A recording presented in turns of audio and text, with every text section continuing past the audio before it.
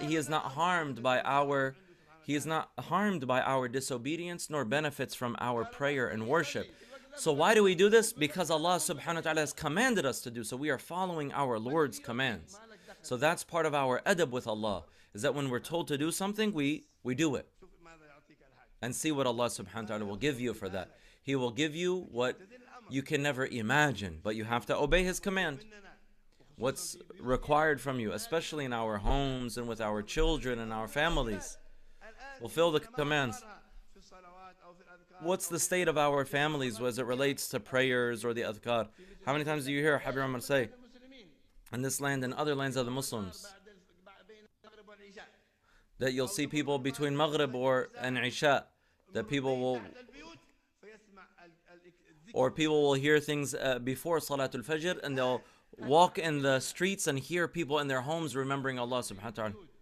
If someone walked out now, between Maghrib and Isha, or at the end of the night, would we hear the houses, people remembering Allah? It would be rare. There was a time where it was widespread.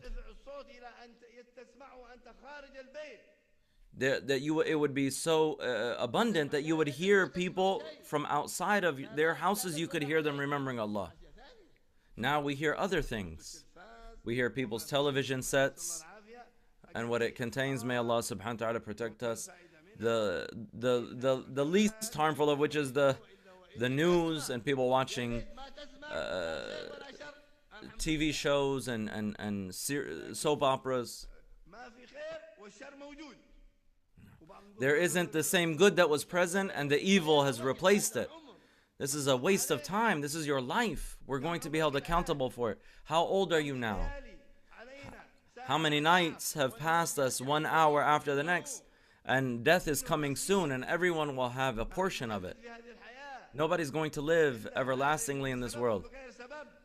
People die without a means or without a means, whether it's an accident or a sickness, or when people even die in their sleep.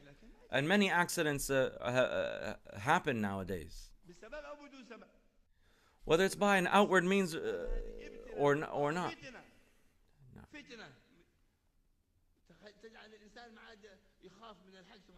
And people's focusing on the outward means has become a tribulation, because people they become blinded by that, and they forget that Allah subhanahu wa ta'ala is in control.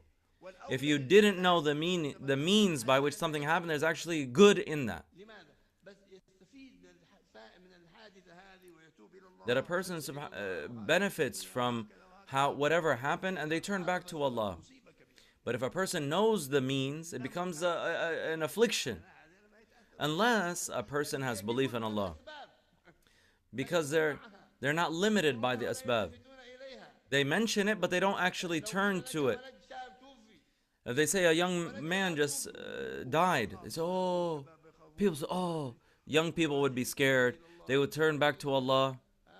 But then they say, oh no, he was in the street and then a car hit him. They would say, oh, okay. He wouldn't think about it anymore. He would say, oh, that's why he died. And this is a tribulation from Allah. They used to mention,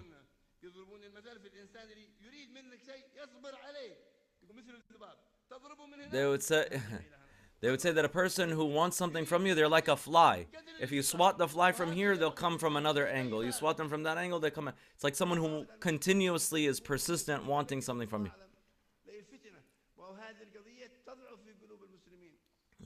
And then people will continuously mention things that are harmful so that they weaken people's iman. Just like this fly that keeps coming at you. If you keep swatting at it, it comes back to you.